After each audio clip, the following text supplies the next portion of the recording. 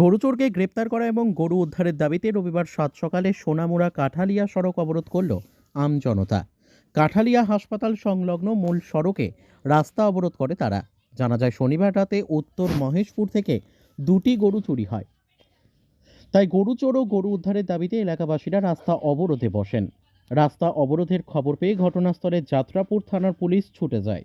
Police অবরোধকারীদের অবরোধ তুলে নিতে অনুরোধ জানায়, তবে অবরোধকারীরা পুলিশের অনুরোধ মানতে নারাজ।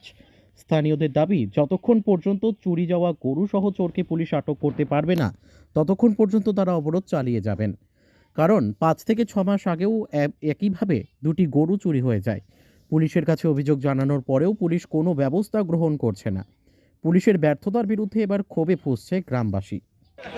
বাসিন্দা গত পরশুদিন রাত্রেবেলা গরু চুরি হয়েছে। তারপরে গিয়ে আমরা সকালবেলা তো করছি, গরু তো পাইছি না।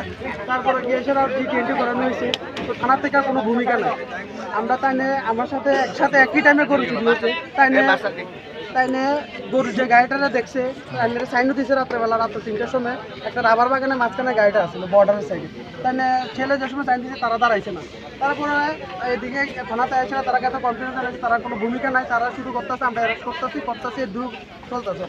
তারা এখনো কোনো পার্সোনাল কোনো ভূমিকা নিচ্ছে না থানা। Bureau report, news daily Bharat.